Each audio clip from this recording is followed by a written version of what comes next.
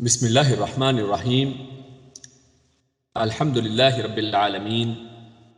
والصلاة والسلام علی اشرف الانبیاء وسید المرسلین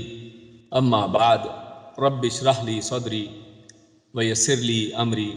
واحلل عقدۃ من لسانی یفقہوا قولی ربنا زدنا علما۔ آج ہم انشاءاللہ سورۃ البقرہ کی آیات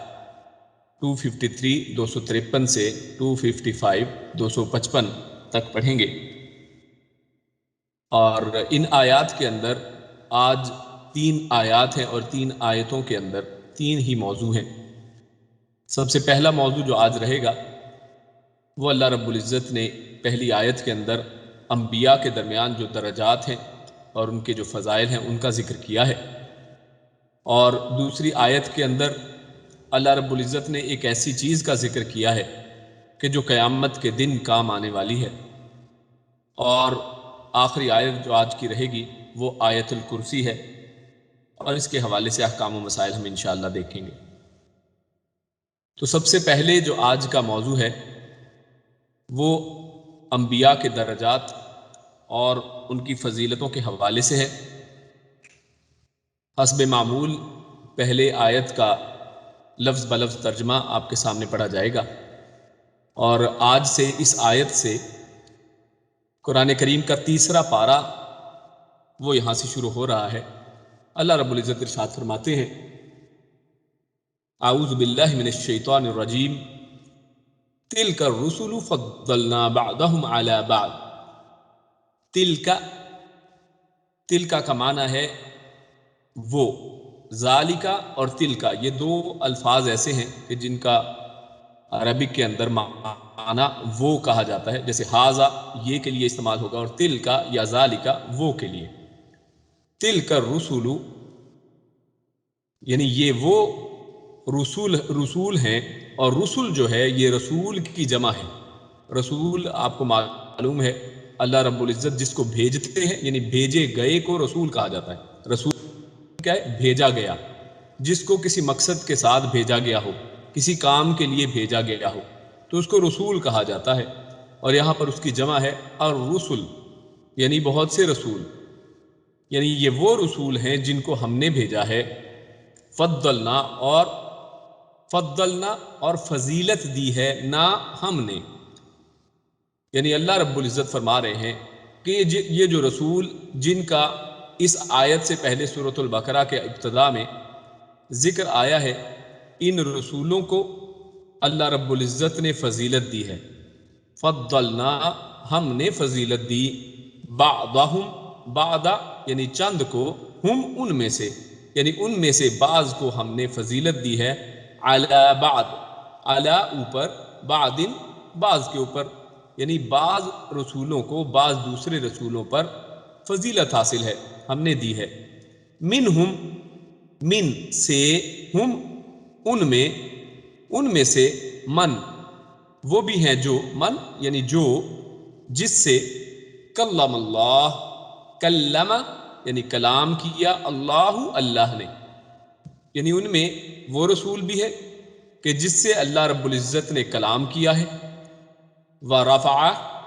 اور رفع اور اس نے بلند کر دیا، رفع کرنا بلند کرنے کو کہتے ہیں، ورفع اور اس نے بلند کیا، بعضهم بعض یعنی چند کو، ہم ان میں سے یعنی ان میں سے بعض کو، درجات درجوں کے اندر،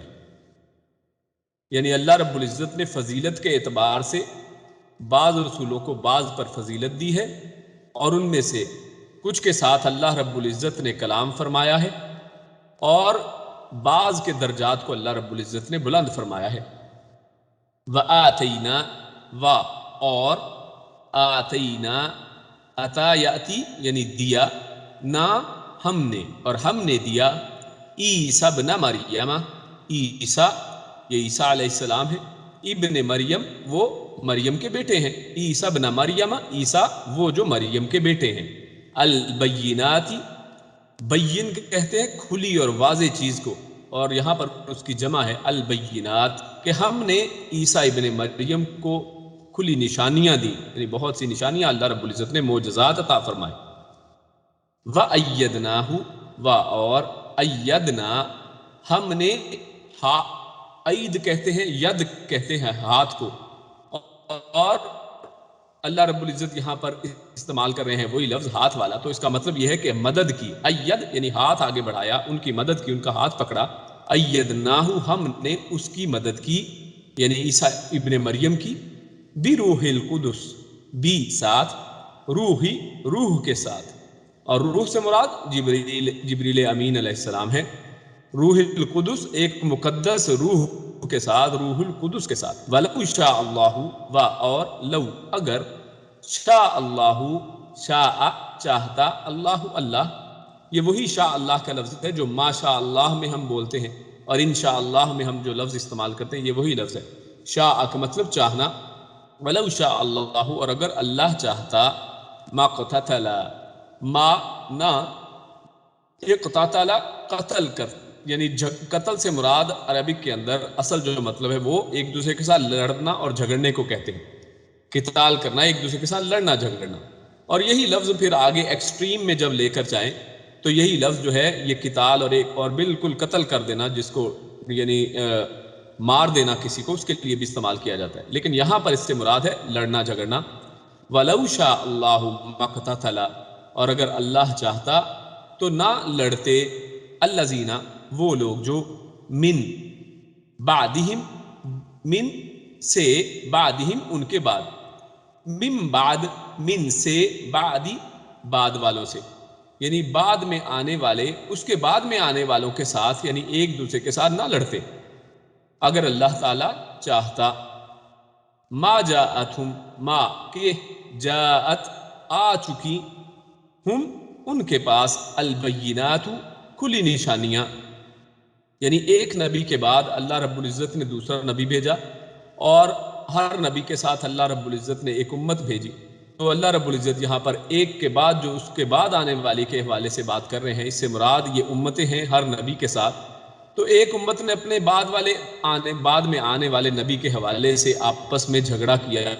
لڑائی جھگڑا کیا، جیسے آج ہمارے سامنے یہ سارا ماحول ہے کہ یہود و نصارہ، عیسائی اور مسلمان اور پہلے والی جو جماعتیں ہیں وہ اب اسلام اور نبی اکرم صلی اللہ علیہ وسلم کو ماننے پر تیار نہیں ہیں، اور اللہ رب العزت فرما رہے ہیں اگر اللہ چاہتا تو نہ یہ جھگڑتے آپس میں ایک دوسرے کے ساتھ،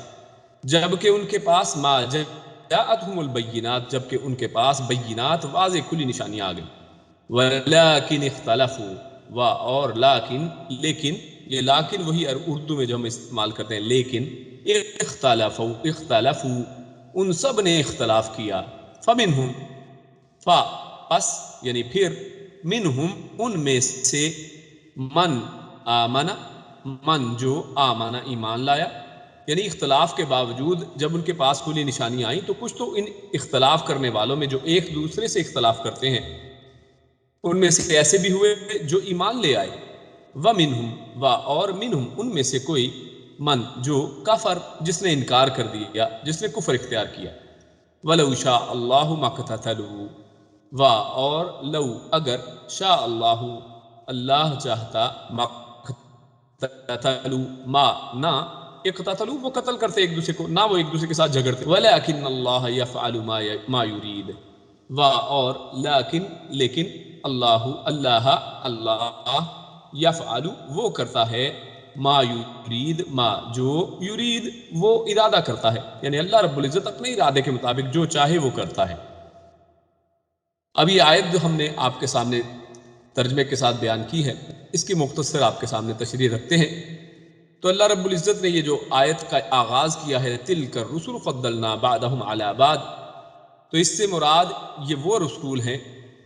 کہ جن کو اللہ رب العزت نے قرآن کریم میں اس آیت سے پہلے سب کا ذکر فرما دیا ہے، تو اس سے مراد اصل میں وہی تمام انبیاء ہیں، مختلف انبیاء جن کا قرآن میں ذکر ہے،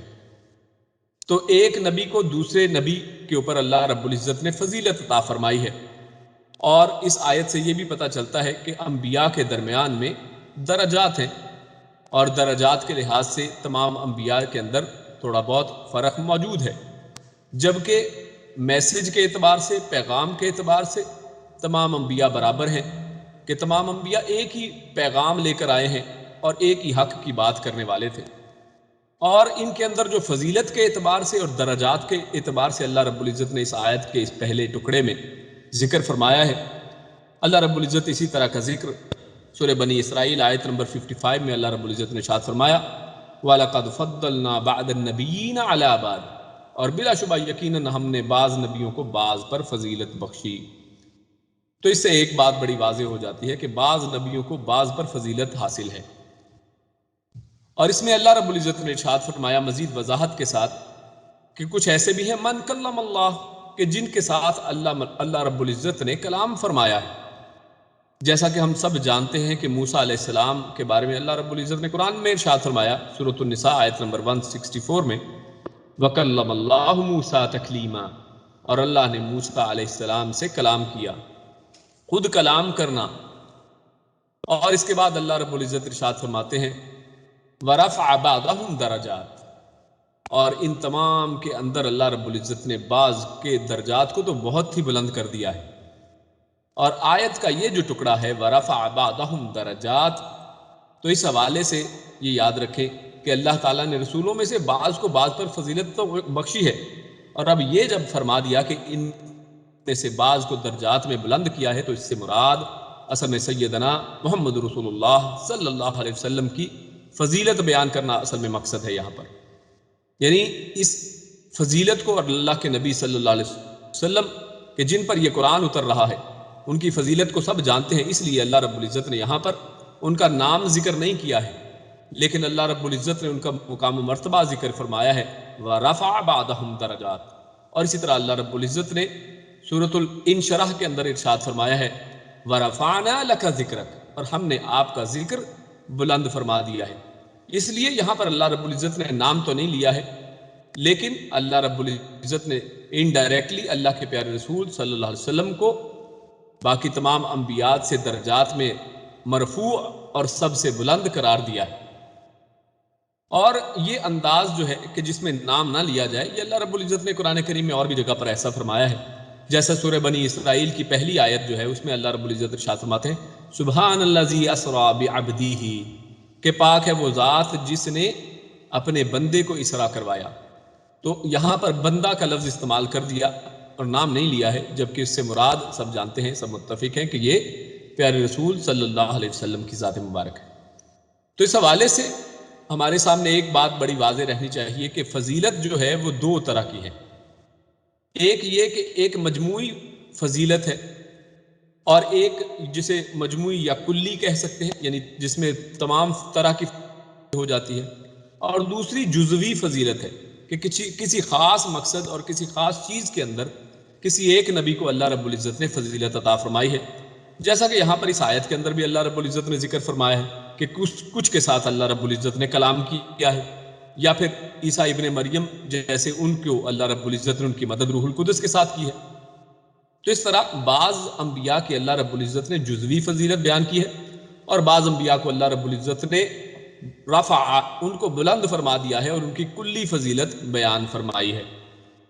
مثلا یوسف علیہ السلام کے بارے میں ایک فضیلت زبردست ہے، وہ یہ کہ وہ خود نبی ہیں، ان کے والد یعقوب علیہ السلام وہ نبی ہیں، ان کے دادا اور پردادا یعنی ابراہیم علیہ السلام تک ایک پوری لڑی جو ہے وہ نبیوں کی ہے،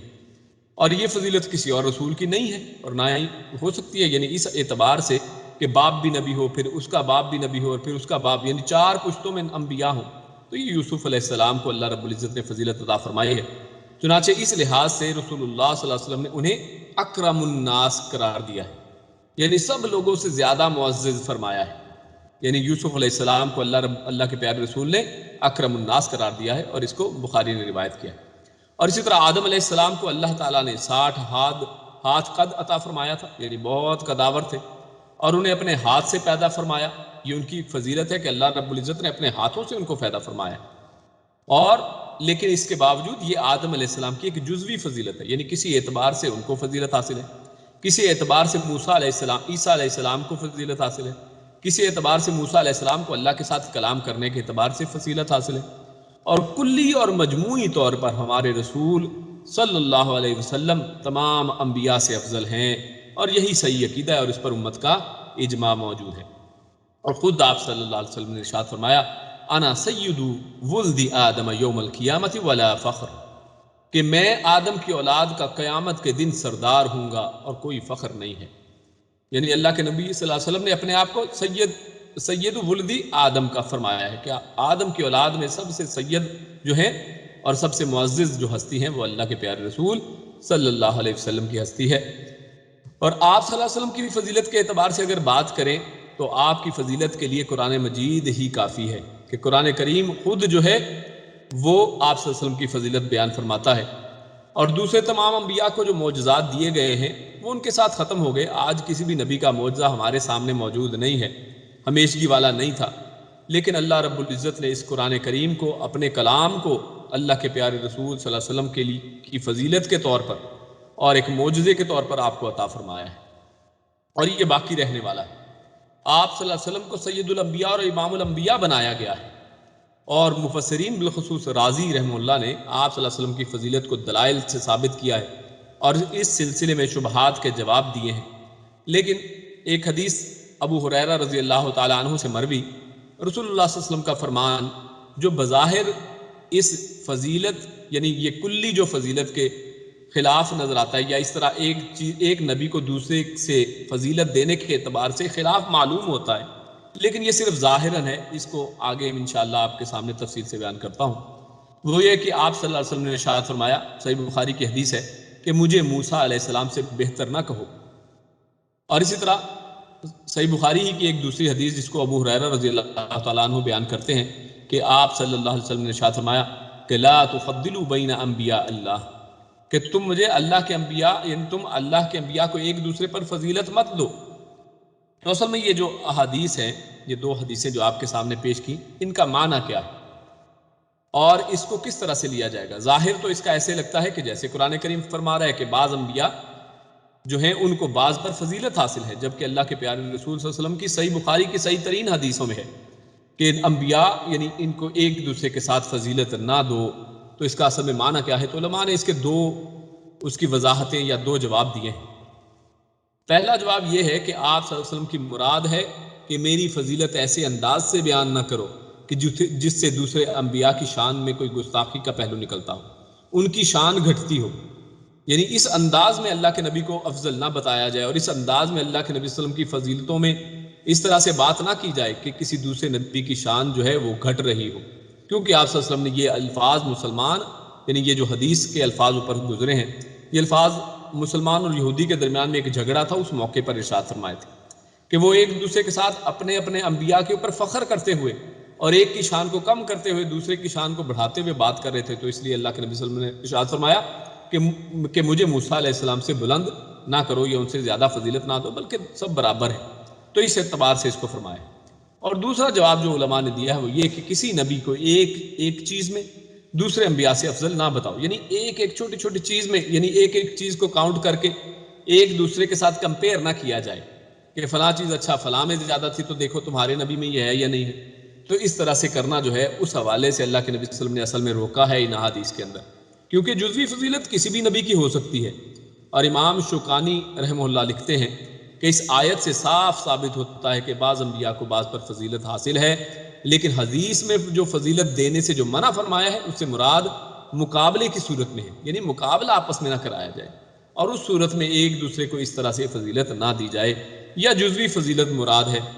لہٰذا کتاب و سنت میں کوئی تعارض اس لحاظ سے اگر اس طرح انڈرسٹینڈ کریں تو سمجھ میں آ جاتا ہے کہ تعارض نہیں ہے، دونوں میں کوئی یعنی اختلاف موجود نہیں ہے، بلکہ ایک ہی بات، صرف سمجھنے میں اس کو سمجھنے کی ضرورت ہے۔ آگے اللہ رب العزت اسی آیت کے اندر ارشاد فرماتے ہیں وَآتَيْنَا عِيسَى ابْنَ مَرْيَمَ الْبَيِّنَاتِ۔ تو اس حوالے سے بڑی واضح بات ہے کہ عیسیٰ ابن مریم علیہ السلام کو اللہ رب العزت نے بے شمار کھلی نشانیوں کے ساتھ بھیجا تھا، واضح دلائل کے ساتھ بھیجا تھا، معجزات کے ساتھ بھیجا تھا، اور اس کا ذکر تفصیل کے ساتھ سورہ آل عمران آیت نمبر 49 میں اللہ رب العزت نے ارشاد فرمایا ہے کہ عیسیٰ ابن مریم کو اللہ رب العزت نے بعض ایسے معجزات دیے کہ وہ مٹی کے ساتھ پرندہ بناتے تھے اور اللہ کے حکم کے ساتھ اس میں پھونکتے تھے اور وہ پرندہ زندہ ہو جایا کرتا تھا، اور اسی طرح وہ ایک برس والے کا علاج کیا کرتے تھے، اور اسی طرح اندھے کا علاج کر دیا کرتے تھے۔ تو یہ ساری کی ساری مختلف جو چیزیں ہیں یہ سب اللہ رب العزت نے معجزات اور واضح بینات اللہ رب العزت نے عیسیٰ علیہ السلام کو عطا فرمائے ہیں، اور روح القدس جبریل امین کے ساتھ ان کی مدد فرمائی ہے۔ اور یہ تمام بیان کرنے کے بعد اللہ رب العزت نے ایک بات کا ذکر کیا، وہ یہ کہ اگر اللہ چاہتا تو یہ آپس میں ان کے لوگ جو ہیں آپس میں نہ لڑتے، وَلَوْ شَاءَ اللَّهُ مَا اقْتَتَلُوا، یہ آپس میں لوگ جو ہیں یہ امتیں آپس میں نہ لڑتی، یعنی انبیاء کے جو اتباع کرنے والے لوگ ہیں یہ سب دلائل دیکھنے کے بعد اصل میں جب یہ لڑتے ہیں تو کیوں لڑتے ہیں؟ یہ ضد اور عناد کی وجہ سے اختلاف کرتے ہیں، اور پھر اس اختلاف کی بنا پر آپس کی لڑائی کرتے ہیں اور اللہ تعالیٰ کی، لیکن یہ تمام چیز کے اندر اللہ رب العزت کی حکمت ہے، یعنی اللہ رب العزت نے ان سب کو یہ اجازت دی ہے کہ یہ آپس میں لڑ سکیں، ورنہ اگر اللہ رب العزت چاہتا تو یہ سب آپس میں پیار محبت کے ساتھ رہتے۔ یہ اللہ رب العزت کا امتحان لینا ہے، اللہ رب العزت کے یہ تقدیر کے اور اللہ رب العزت کی مشیت کے یہ فیصلے ہیں، اس کی حکمت کے فیصلے ہیں، جس کا اللہ رب العزت نے یہاں پر ذکر فرمایا کہ یہ اللہ رب العزت کی چاہت ہے، اللہ نے ایسا چاہا ہے کہ یہ لوگ آپس میں اختلاف اس طرح سے کریں، یعنی حکم تو یہ دیا ہے کہ آپس میں تم اختلاف نہ کرو، لیکن اجازت کھلی اجازت دے دی ہے کہ اب اعمال جو ہیں وہ آپ کے ہاتھ میں ہیں، آپ کر کے اعمال کو اپنے لیے برا کماؤ یا اپنے لیے اچھا کماؤ، یہ سب تمہارے اپنے ہاتھ میں ہے۔ اور یہاں پر اگر انسان یہ کہے کہ اللہ نے ایسا کیوں کیا، یعنی اللہ رب العزت نے اس طرح سے لڑائی کرنے کی اجازت کیوں دی، ایسا کیوں ہوا، تو یہ نہیں ہم کہہ سکتے، یعنی ہم اس پر یہ سوال نہیں اٹھا سکتے ہیں کہ اللہ رب العزت نے اس طرح لوگوں کو لڑنے کیوں دیا، کیونکہ اس کا جواب ہمارے فہم سے بالا تر ہے، یہ ہماری حکمت کے اندر نہیں آتا ہے۔ اللہ رب العزت نے ہمیں جو علم اور حکمت اور فہم دیا ہے یہ بہت ہی معمولی اور سمندر کے اندر ایک قطرے کے برابر ہے۔ اللہ تعالیٰ نے انسان کو ایک حد تک اختیار دیا ہے اور پھر اسے بھی اپنے اختیار کے تحت رکھا ہے، اور اس کی حکمت وہی جانتا ہے۔ حقیقت یہ ہے کہ تقدیر اللہ تعالیٰ کا ایک بھید ہے جو ہم سے مخفی رکھا گیا، لہٰذا اسے معلوم کرنے کی کوشش کا کچھ فائدہ نہیں ہے،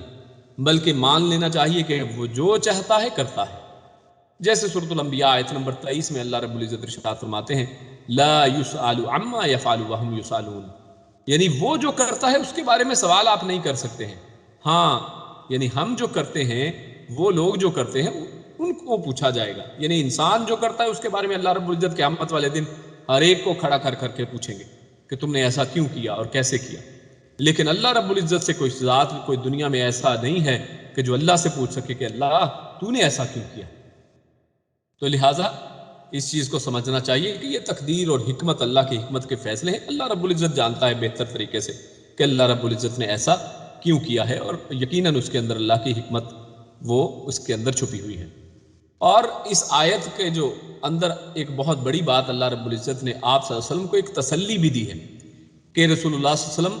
کے لیے یہ تسلی ہے کہ کفر و ایمان میں لوگوں کا اختلاف تو پہلے ہی سے چلا آ رہا ہے، یعنی جب بھی کوئی ایک نبی آیا ہے ایک نبی کے بعد تو اس کی امت نے، پہلے والی امت نے بعد والی نبی کو نہیں مانا، انہوں نے اس کا انکار کیا ہے، اور یہی جو ہے چیز، یہی چلن جو ہے آج ہمارے سامنے نبی اکرم صلی اللہ علیہ وسلم کے ساتھ بھی نظر آتا ہے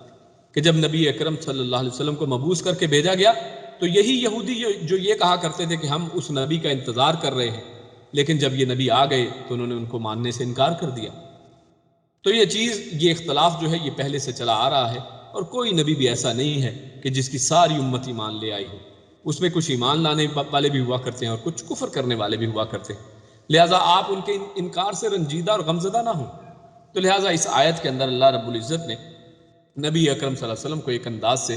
تسلی دی ہے۔ اب اس کے بعد اگلے موضوع کی طرف چلتے ہیں، اور اللہ رب العزت نے اگلی آیت کے اندر اس چیز کا ذکر کیا ہے کہ جو قیامت کے دن کام کا آنے والی ہے، اور وہ چیز صدقہ یعنی چیریٹی، وہ صدقہ ہے۔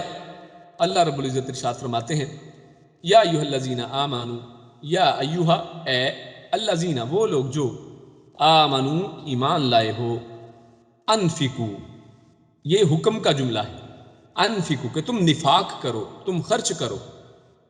مما من اور ما کا مجموعہ ہے، یعنی اس سے جو رزقناکم، رزق یعنی رزق دیا، نہ ہم نے، کم تم سب کو، یعنی ہم نے جو تم سب کو رزق دیا ہے اس میں سے خرچ کرو۔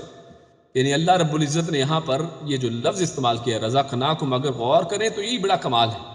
یعنی اللہ رب العزت ارشاد فرما رہے کہ تمہارے سے، تمہارے اپنے پیسوں سے کچھ نہیں مانگا جا رہا،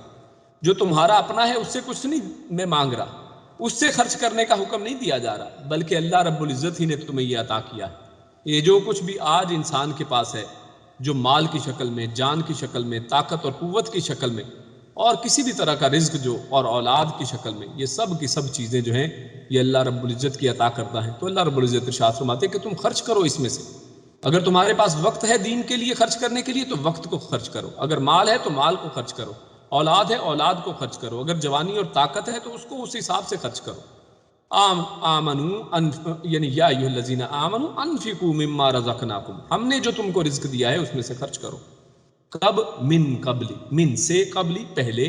ان کے، یاتیا کہ آ جائے، یوم وہ ایک دن، لا بیون یعنی یہ قیامت کے دن کی بات کی جا رہی ہے، یعنی اس سے پہلے پہلے کہ قیامت کا دن آ جائے۔ اور کیوں یہ کہا جا رہا؟ کیوں؟ کیونکہ لا بیون، لا نہیں ہوگا، ہرگز نہیں ہوگا، بیون کوئی سودے بازی، یعنی اس دن کچھ خرید و فروخت نہیں ہو پائے گی کہ انسان کہے کہ میں اپنا مال دے کر، اپنا یہ جو دنیا میں ہم نے کمایا ہے یہ دے کر کچھ نیکیاں خرید لوں، ایسا ممکن نہیں ہوگا۔ لا بیون، اس دن کوئی سودے بازی نہیں ہوگی، فی ہی اس کے اندر، یعنی اس دن کے اندر کوئی سودے بازی نہیں ہے۔ ولا خلہ، وا اور، لا نہ ہی، خلۃ، خلہ کہتے ہیں، خلیل کہتے ہیں ایک ایسے دوست کو، رفیق دوست کو کہتے ہیں، اور خلیل ایک ایسا یعنی بہت ہی جگری اور بڑا ہی مضبوط، اور یعنی دوستی کے اندر جو سب سے بہترین جو درجہ ہے وہ خلت کہلاتا ہے، خلیل ہونا کہلاتا ہے۔ اللہ رب العزت وہ لفظ استعمال کیا ہے، اور نہ ہی اس دن کوئی یعنی زبردست سے زبردست دوست بھی، جو انسان جس کو سمجھتا ہے کہ یہ تو میرا جگری دوست ہے، قیامت والے دن کوئی دوست قریب بھی نہیں آئے گا۔ ولا خلہ، اس دن کوئی دوستی کام نہیں آئے گی۔ ولا شفاعہ، وا اور، لا نہ ہی، شفاعت نہ ہی کوئی کسی قسم کی سفارش۔ اور یہ جو لفظ میں نے استعمال کیا ہے کوئی یا کسی قسم کی سفارش، وہ کیوں؟ کیونکہ یہاں پر لفظ ہے شفاعتن، خلتن، تو یہ جو لفظ خلتن، شفاعتن یعنی تنوین کے ساتھ، دو پیش کے ساتھ یہ جو لفظ اینڈ ہو رہے ہیں، یہ الفاظ نکرہ الفاظ کہلاتے ہیں۔ نکرہ اور معرفہ عربک میں الفاظ کی دو قسمیں ہیں۔ تو نکرہ الفاظ کے اندر وسعت پائی جاتی ہے، یعنی ہر طرح کی چیز، یعنی اس کے اندر وسعت اور بہت بڑائی ہے، یعنی کسی قسم کی کوئی سفارش کام نہیں آنے والی ہے، کسی قسم کی کوئی دوستی کام نہیں آنے والی ہے۔ والکافرون، وا اور، الکافرون اور کافر جو ہیں، ہم الظالمون، ہم وہ، الظالمون وہ ظالم ہیں، یعنی وہی ظالم ہیں، کافر ہی جو ہیں وہ ظالم ہیں، اور یہ لوگ اپنے اوپر بھی ظلم کر رہے ہیں، اور یہاں پر دنیا کے اندر یہ خرچ نہ کر کے یہ اصل میں ان کا اپنے اوپر ظلم ہے، اور یہ کفر ہے۔ اللہ رب العزت، بڑی واضح آیت ہے یہ، اور چھوٹی سی مختصر آیت ہے۔ اللہ رب العزت نے یہاں میں اس آیت کے اندر صدقہ کا حکم دیا ہے، اور صدقے کی طرف توجہ دلائی ہے، اور یہاں پر حکم کے الفاظ میں کہا ہے انفقوا، تم خرچ کرو۔ اور اگر ہم جائزہ لیں تو انسان سب سے زیادہ مشکل انسان کے لیے کیا ہے؟ اپنی جان کی قربانی دینا، اور اس کے بعد اپنے مال کی قربانی دینا۔ یہ دو چیزیں جو ہے یہ انسان کے لیے بڑی مشکل ہے۔ انسان ہر چیز قربان کرنے کو تیار ہو جاتا ہے، اپنی بیوی بچے، اپنی باقی سب چیز، لیکن اپنی جان سب سے پہلے، اور پھر اس کے بعد مال۔ انسان مرتا مرتا ان دونوں کو نہیں چھوڑتا ہے، ان کی قربانی بڑی ہی مشکل ہے۔ اسی لیے اللہ رب العزت نے یہاں پر اس مال کی قربانی کا ذکر کیا ہے، اور عموماً جو ہے شریعت کے احکامات کا تعلق انہی دونوں سے آپ کو ملے گا۔ کہیں پر اللہ رب العزت آپ کی جان کی قربانی مانگتے ہیں، اور کہیں پر اللہ رب العزت آپ سے مال کی قربانی مانگتے ہیں۔ اور ہم اس سے پہلی آیتوں میں پڑھ آئے ہیں، آیت نمبر 246 سورۃ البقرہ ہمارے پچھلے ہی درسوں میں تھی۔ اللہ رب العزت نے ارشاد فرمایا وقاتلوا فی سبیل اللہ، یعنی اللہ نے اس سے پہلے آپ سے آپ کی جانوں کے بارے میں ارشاد فرمایا کہ تم اللہ کے راستے میں لڑو، اپنی جانوں کو قربان کرو، اور جہاد کا حکم دیا۔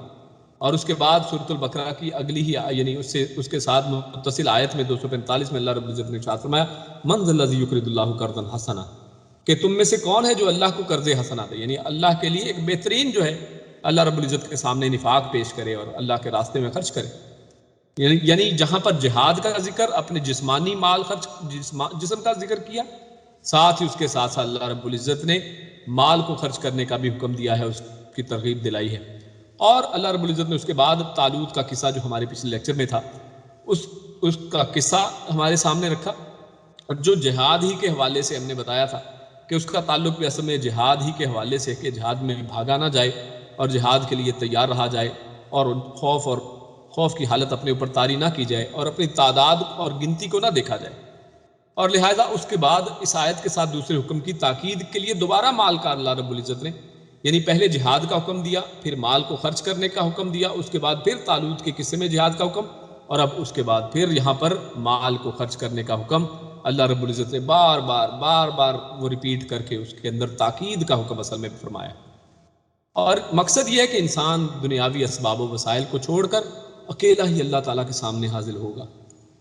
آیت کے آدھے حصے میں اللہ رب العزت نے اس کی بات کی ہے کہ وہ ایسا دن ہوگا، یعنی اب اس دن کے آنے سے پہلے روزے قیامت سے پہلے خرچ کر لو، کیونکہ وہ جب دن آئے گا تو انسان کس حالت میں اللہ کے سامنے ہوگا کہ اس دن تو اس کے جسم کے اوپر کپڑے بھی نہیں ہوں گے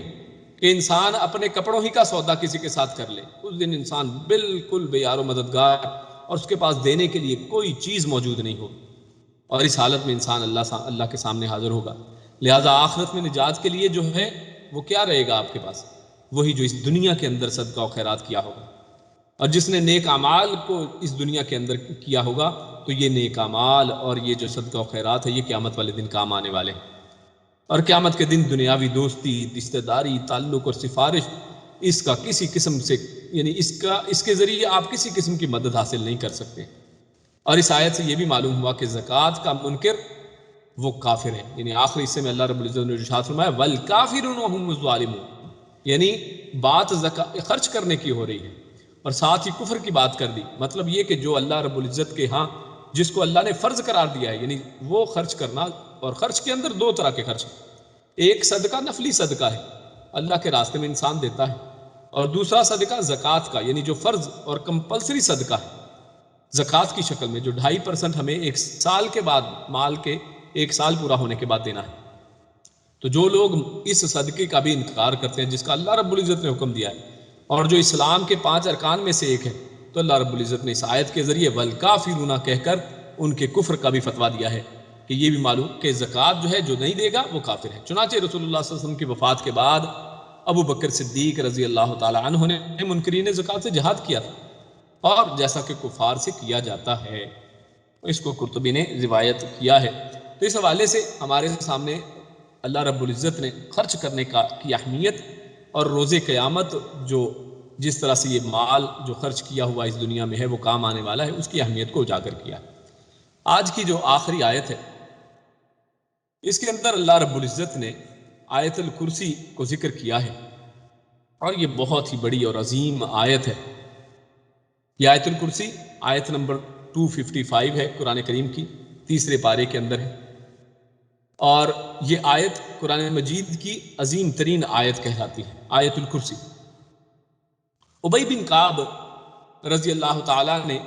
ان سے روایت ہے، کہتے ہیں کہ رسول اللہ نے فرمایا کہ اے ابو منذر، کیا تم جانتے ہو کہ تمہارے پاس اللہ کی کتاب میں سے کون سی آیت سب سے بڑی ہے؟ فرماتے ہیں میں نے کہا اللہ اور اس کا رسول بہتر جانتے ہیں. آپ نے فرمایا اے ابو منذر، کیا تم جانتے ہو کہ تمہارے پاس اللہ کی کتاب میں سے کون سی آیت سب سے بڑی ہے؟ کہتے ہیں کہ میں نے عرض کیا کہ اللہ لا الہ الا ہو، یعنی یہی آیت الکرسی پڑھ کے سنا دی. تو ابی بن کعب کہتے ہیں کہ آپ صلی اللہ علیہ وسلم نے میرے سینے پر ہاتھ مارا اور فرمایا اللہ کی قسم تم نے درست کہا اے ابو منذر، تمہیں یہ علم مبارک ہو. یعنی یہ وہ آیت جو ہم پڑھنے جا رہے ہیں، یہ اتنی عظیم آیت ہے جس کو اللہ کے پیارے رسول نے سب سے بڑی آیت ذکر فرمایا ہے. تو آیت کو تلاوت کرتے ہیں. اعوذ باللہ من الشیطان الرجیم. اللہ لا الہ الا ہو، اللہ اللہ، لا الہ لا نہیں ہے، الہ کوئی بھی معبود، الا مگر، ہو مگر وہی، یعنی اس کے سوا کوئی بھی حقیقی معبود نہیں ہے. الحی وہ زندہ ہے، القیوم وہ قائم رکھنے والا ہے. لا تأخذہ لا نہیں، تأخذہ اخذ یاخذ کہتے ہیں پکڑنے کو، نہیں پکڑتی، یعنی اس کو کوئی چیز جو ہے پکڑ نہیں سکتی ہے. وہ کیا چیز؟ سینتن اونگ، یعنی ایسا نہیں ہے کہ اونگ اس کو پکڑ لے، یعنی اس کو اس کے کنٹرول سے نکال لے اور خود کنٹرول کر لے. اونگ اس کے اوپر نہیں آ سکتی ہے. ولا نوم اور نہ ہی نوم، نہ ہی نیند. اور یہاں پر بھی دیکھیے تو سینتن اور نومن کہا گیا ہے، یعنی نکرہ ہی ذکر کیا ہے تنوین کے ساتھ، یعنی کسی قسم کی چاہے اونگ ہو یا کوئی بھی نیند ہو، چاہے جتنی ہی شدید ہو، اللہ رب العزت کے لیے اللہ رب العزت کو یہ چیز پکڑنے والی نہیں ہے. یعنی اس کو نہ نیند آتی ہے اور نہ ہی اونگ آتی ہے، یہ اللہ رب العزت کے لیے نہیں ہے اور یہ اس کو کنٹرول نہیں کر سکتی ہے۔ لہو اسی کا ہے، ما جو فی السماوات آسمانوں میں ہے، وما اور جو فی الارض اور جو زمین میں ہے، من ذا الذی من کون ہے، ذا والا، الذی وہ جو، یشفع جو شفاعت کرے، یعنی کون ہے شفاعت والا جو شفاعت کرے، اندہ اس کے پاس، اندہ پاس ہو اس کے یعنی اللہ کے پاس، الا باذنہ الا سوائے یا مگر، بھی ساتھ، اذنی اذن کہتے ہیں اجازت کو، ہی اس کی یعنی اللہ کی اجازت۔ کون ہے کہ جو اللہ کے سامنے سفارش بھی کر سکے، یعلم وہ جانتا ہے، ما بین ایدیہم ما جو بین درمیان میں ہے، ایدیہم اس کے سامنے یعنی ان کے سامنے یعنی لوگوں کے سامنے جو کچھ بھی ہے وہ سب جانتا ہے، یعنی آگے آنے والی ہر چیز کو، مستقبل کے تمام حالات کو، ہر چیز جو پیش آنے والی ہے وہ جانتا ہے۔ وما خلفہم و اور ما جو خلفہم جو ان کے پیچھے ہے، یعنی جو کچھ پیچھے ادوار گزر چکے، انسان اور انسان کی پیدائش سے بھی پہلے اور انسان کے وجود اور تخلیق سے بھی پہلے جو کچھ بھی ان کے پیچھے ہے وہ سب کو جانتا ہے۔ ولا یحیطون و اور لا نہیں، یحیطون وہ احاطہ کر سکتے، وہ سب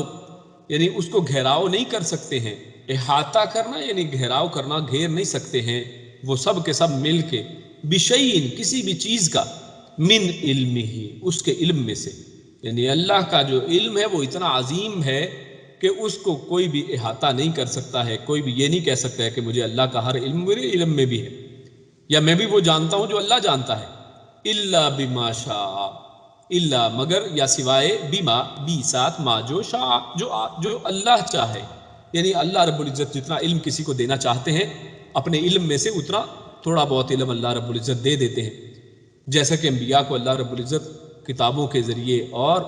وحی کے ذریعے اللہ رب العزت چند چیزوں سے آگاہ کر دیتے ہیں، جیسے قیامت کے حالات اور جنت اور دوزخ کے بارے میں اللہ رب العزت ان کو آگاہ کر چکے ہیں، ان کو علم دے چکے، لیکن جتنا اللہ رب العزت چاہے، کوئی یہ نہیں کہہ سکتا ہے کہ فلاں شخص جو ہے یا فلاں ہستی جو ہے وہ اللہ کے تمام علم کو احاطہ کیے ہوئے ہے یا اس کو سب معلوم ہے جس طرح اللہ کو سب معلوم ہے۔ وسع کرسیہ السماوات والارض، وسع گھیر رکھا ہے، وسیع ہے، کرسیہ اس کی کرسی، السماواتی آسمانوں کو، والارض اور زمین کو، اللہ کی کرسی نے تمام چیزوں کو، آسمانوں کو اور زمین کو گھیر رکھا ہے۔ ولا یعودہ و اور لا نہیں، یعودہ یعود تھکانے کو کہتے ہیں اور نہیں تھکاتی، تکلیف میں ڈالتی، مشقت میں ڈالتی اس کو، حفظہما ان دونوں کی حفاظت، کن دونوں کی حفاظت؟ آسمانوں اور زمین کی حفاظت، یہ دونوں چیزیں اور دونوں کے اندر جو کچھ ہے، ان اتنے بڑے نظام کو سنبھالنے میں اللہ رب العزت کو کچھ تھکاوٹ اور کوئی پریشانی اور مشقت نہیں ہے۔ وَهُوَ الْعَلِيُّ الْعَظِيمُ و اور ہوا وہ ہے، العلی وہ ہے بلند، العظیم اور بڑا ہی عظمت والا۔ تو یہ بڑی ہی شاندار اور بڑی عظیم آیت ہے جس کو اللہ رب العزت نے سورۃ البقرہ کے اندر آیت نمبر 255 کے اندر ارشاد فرمایا ہے۔ تو اس حوالے سے آپ کے سامنے یہ بات تو پہلے صحیح مسلم کی حدیث کے حوالے سے رکھ دی کہ یہ آیت قرآن کریم کی سب سے عظیم آیت ہے، سب سے بڑی آیت ہے، اور آگے انشاءاللہ اس کی وضاحت آتی ہے۔ تو سب سے پہلی چیز یہ کہ اس آیت کو ہم آیت الکرسی کیوں کہتے ہیں؟ تو ابو ہریرہ رضی اللہ تعالیٰ عنہ سے مروی ہے کہ ایک لمبی حدیث ہے اور جس میں ان کا زکوٰۃ الفطر کی حفاظت پر معمور ہونا اور ایک شخص کا 3 دن آ کر چوری کی کوشش کرنا، روزانہ گرفتار ہو کر منتیں کر کے چھوٹنا، اور تیسری دفعہ گرفتار ہونے پر انہیں یہ بتانا مذکور ہے کہ جب تم بستر پر آؤ تو آیت الکرسی پڑھ لیا کرو، یعنی آخری دفعہ بچنے کے لیے اس نے کیا کہا کہ تمہیں میں ایک گر کی بات بتاتا ہوں اور وہ یہ کہ تم آیت الکرسی پڑھ لیا کرو، تو لازماً اللہ کی طرف سے تم پر ایک حفاظت کرنے والا مقرر ہوگا اور تمہاری صبح کرنے تک کوئی شیطان تمہارے قریب نہیں آئے گا۔ ابو ہریرہ رضی اللہ تعالیٰ عنہ نے اس مرتبہ بھی اسے چھوڑ دیا، یعنی تیسری دفعہ بھی چھوڑ دیا اور یہ آیت الکرسی اس سے سیکھ لی، اور صبح ہوئی تو رسول اللہ صلی اللہ علیہ وسلم نے ارشاد فرمایا، ان سے پوچھا کہ تمہارے، اللہ کے نبی نے پوچھا کہ تمہارے قیدی کا کیا بنا؟ تو ابو ہریرہ کہتے ہیں کہ میں نے سارا قصہ سنایا تو آپ صلی اللہ علیہ وسلم نے ارشاد فرمایا، یاد رکھو اس نے تمہیں سچ بتایا، حالانکہ وہ بہت ہی جھوٹا تھا، بہت جھوٹا تھا، پھر آپ صلی اللہ علیہ وسلم نے ارشاد فرمایا کہ وہ شیطان تھا. یعنی وہ جو بات اس نے کی ہے کہ تمہیں ایسی چیز سکھاتا ہوں کہ اگر تم وہ کر لو تو اللہ رب العزت ایک پوری رات کے لیے تمہارے پاس ایک محافظ کو مقرر کر دیں گے اور صبح تک تمہیں کوئی شیطان تمہارے قریب نہیں آ سکتا. یہ اس نے جو بات کی ہے یہ بات تو سچی ہے، لیکن اصل میں در حقیقت وہ چیز، وہ جو آیا تھا تمہارے پاس، وہ جھوٹا تھا اور وہ شیطان تھا. اور صحیح بخاری کی یہ حدیث ہے. اور اس حدیث سے آیت الکرسی کی فضیلت کے ساتھ ساتھ رسول اللہ صلی اللہ علیہ وسلم سے اس آیت کا نام آیت الکرسی جو ہے وہ بھی ثابت ہوا کہ اس آیت الکرسی کو جو پڑھ لے، اس حدیث کے اندر اس کا نام ذکر ہوا ہے. اور اسی طرح ابو امامہ رضی اللہ تعالیٰ عنہ سے روایت ہے کہ رسول اللہ صلی اللہ علیہ وسلم نے ارشاد فرمایا کہ جو شخص ہر فرض نماز کے بعد آیت الکرسی پڑھے اسے جنت میں داخلے سے سوائے موت کے کوئی اور چیز نہیں روکے گی. یعنی جو بھی شخص یہ معمول بنا لے کہ جب نماز ادا کرے، فرض نماز پڑھے، اس کے بعد اذکار کے اندر جب اذکار کرتا ہے نماز کے بعد کے، اس کے اندر آیت الکرسی کو بھی معمول بناتا ہے، تو وہ شخص جنت میں جانے سے صرف اپنی موت تک رکا ہوا ہے. جیسے ہی موت اس کو آئے گی، موت اس کو لے گی، تو اللہ رب العزت اس کو جنت میں داخل کر دیں گے، جیسا کہ اس حدیث میں ذکر ہوا ہے. اور یہ حدیث صحیح ہے. اور قرآن مجید کی سب سے لمبی آیت کے حوالے سے یعنی ایک بڑی ہونا اس کی بات کی گئی ہے، لیکن اصل میں حجم کے اعتبار سے یا اس کو لمبائی کے اعتبار سے اگر دیکھا جائے تو آیت الکرسی قرآن کریم کی سب سے لمبی آیت نہیں ہے. اس حوالے سے سب سے لمبی جو آیت قرآن کریم میں ہے وہ ہے اذا تداینتم بدین، یعنی سورۃ البقرہ ہی کی آیت ہے 282. یہ پورے ایک صفحے کی آیت ہے اور وہ قرآن کریم کی سب سے لمبی آیت اصل میں وہی ہے.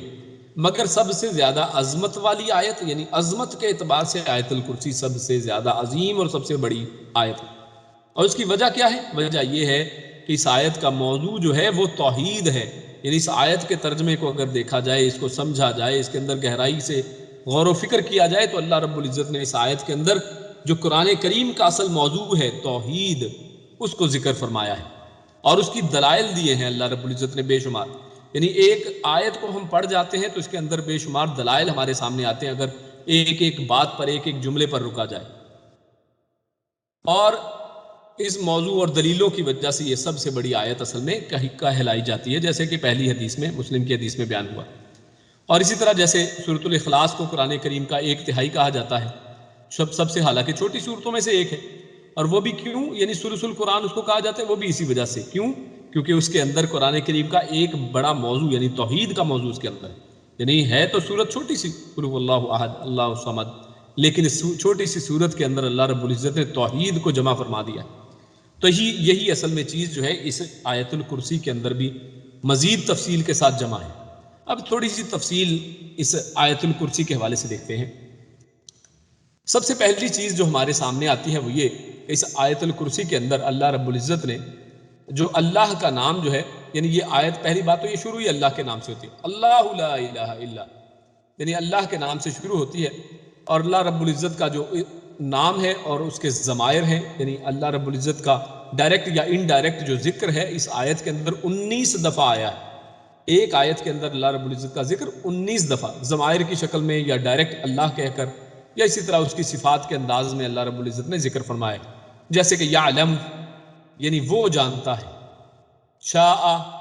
وہ چاہے، تو اس لحاظ سے یعنی جو چاہے یعنی اللہ رب العزت چاہے، اور وہ جانتا ہے مطلب کون؟ اللہ جانتا ہے. تو اس حوالے ذکر کیا جائے تو تقریباً 19 دفعہ یعنی 19 دفعہ اللہ رب العزت نے اس آیت میں ذکر فرمایا ہے. اور اس کے بعد اصل میں اس آیت کے اندر ایک دعویٰ کیا گیا ہے، اور وہ دعویٰ کیا ہے؟ اللہ لا الہ الا ہو. یہ ایک دعویٰ ہے، یعنی ایک بات کی گئی ہے، ایک دعویٰ کیا گیا ہے کہ اللہ کے علاوہ کوئی بھی ذات دنیا کے اندر جو مرضی ہستیاں موجود ہوں، اللہ کے علاوہ کوئی ایسی ذات اور ایسی کوئی ہستی اور ایسی کوئی چیز نہیں ہے، ایسا کوئی انسان نہیں ہے، ایسی کوئی شخصیت نہیں ہے کہ جس کی عبادت کی جا سکے، جو عبادت کے لائق ہو. یعنی عبادت تو لوگ کرتے ہیں، کوئی بتوں کی عبادت کر رہا ہے، تو کوئی کسی نے مریم کی مورتی بنا رکھی ہے، اور کسی نے حضرت عیسیٰ علیہ السلام کی مورتی بنا لی ہے، کسی نے لوگوں کی تصویریں بنا لی ہیں اور ان کی عبادت کرتے ہیں. عبادت تو کرتے ہیں، لیکن حقیقی عبادت کے لائق جو ذات ہے وہ سوائے اللہ کے کوئی نہیں ہے. اور اللہ رب العزت نے ایک دعویٰ کیا، اور اس دعوے کی بنیاد کو ثابت کرنے کے لیے اللہ رب العزت نے اس آیت کے اندر 11 دلیلیں دی ہیں. یعنی اس کو اگر گہرائی سے دیکھا جائے تو 11 دلیلیں ہمارے سامنے آتی ہیں، اور ایک ایک کر کے ان کو مطالعہ کرتے ہیں۔ تو اس لا الہ الا اللہ کے اللہ کے علاوہ کوئی بھی عبادت کی حقیقی عبادت کے لائق نہیں ہے، اللہ کے علاوہ کوئی حقیقی معبود نہیں ہے، اللہ کے علاوہ کوئی ایسی ذات نہیں ہے کہ جو اس لائق ہو کہ جس کی عبادت کی جائے۔ یہ ایک دلیل، یہ ایک دعویٰ ہے۔ پہلی دلیل اس کے حوالے سے یہ ہے جو اللہ رب العزت نے اس آیت کے اندر دی، وہ یہ الحی القیوم، تو اس میں الحی فرمایا۔ حی جو ہے اس کا مطلب کیا ہے؟ یعنی یہ ہمیشہ سے زندہ ہے۔ حی زندہ کو کہتے ہیں، یعنی اللہ رب العزت کی ذات ہمیشہ سے ہے اور ہمیشہ رہے گی، نہ اس کی ابتدا ہے اور نہ ہی انتہا۔ اور اگر اس معیار پر دیکھیں تو کیا کوئی پورا اترتا ہے کہ جو ہمیشہ سے ہو اور ہمیشہ تک رہے، نہ جس کی کوئی ابتدا ہو اور نہ جس کی کوئی انتہا ہو؟ تو یہ اللہ رب العزت نے پہلی دلیل اپنے دعوے کے جواب میں دی ہے کہ دعویٰ میرا یہ ہے کہ اللہ کے علاوہ کوئی عبادت کے لائق نہیں ہے۔ تو جن کی تم عبادت کرتے ہو کیا ان میں یہ خصوصیت موجود ہے کہ وہ حی ہوں، ان کے اندر یہ حی ہونے کی کیفیت موجود ہو؟ عمران بن حسین رضی اللہ تعالی عنہ کہتے ہیں کہ رسول اللہ صلی اللہ علیہ وسلم نے ارشاد فرمایا کان اللہ ولم یکن شیء قبلہ، کہ اللہ تعالی ہمیشہ سے تھا اور اس سے پہلے کوئی چیز نہیں تھی، اور اس کو بخاری نے روایت کیا ہے۔ اور اسی طرح اس کے سوا کسی ہستی میں یہ خوبی نہیں ہے۔ اگر دیکھیں تو کیا کوئی ذات ایسی ہے کہ جب کوئی بھی نہیں تھا تو وہ یہ دعویٰ کر سکے کہ وہ تھا؟ بے شک ایسا نہیں ہے۔ اور اسی طرح اللہ رب العزت نے ارشاد فرمایا هو الحی لا الہ الا هو، سورۃ المومن آیت نمبر 65 میں اللہ رب العزت ارشاد فرماتے ہیں کہ وہی زندہ ہے، اس کے سوا کوئی معبود نہیں ہے، اور اس کے سوا جس چیز کی عبادت بھی کی جاتی ہے وہ نہ ہمیشہ سے ہے اور نہ ہمیشہ رہے گی۔ ہر چیز موت کی آغوش سے نکلی ہے اور اس کی آغوش میں جانے والی ہے۔ یعنی پہلے بھی وہ مردہ تھی، اللہ رب العزت نے اسے زندہ کیا، اس کو پیدا کیا، اس کی تخلیق کی، اور دوبارہ اس کو اللہ رب العزت فنا کر دیں گے، اس کو موت آ جائے گی۔ اور اسی طرح اللہ رب العزت ارشاد فرماتے ہیں کیف تکفرون باللہ وکنتم امواتا، سورۃ البقرہ آیت نمبر 28 میں اللہ ارشاد فرماتے ہیں کہ تم کیسے اللہ کے ساتھ کفر کرتے ہو حالانکہ تم بے جان تھے۔ اور اسی طرح فرمایا والذین یدعون من دون اللہ لا یخلقون شیئا وهم یخلقون اموات غیر احیاء، سورۃ النحل آیت نمبر 20 اور 21۔ یہ بڑی ہی، اس کے اوپر غور کیا جائے تو بڑی ہی کمال اور بڑی ہی دلائل سے بھرپور یہ آیت ہے، ایک ایک لفظ غور قابل ہے۔ اللہ رب العزت ارشاد فرماتے ہیں اور وہ لوگ جنہیں وہ اللہ کے سوا پکارتے ہیں، والذین، یعنی یہاں پر اللہ رب العزت نے والذین کہہ کے ہر ایک چیز کو اس کے اندر ہی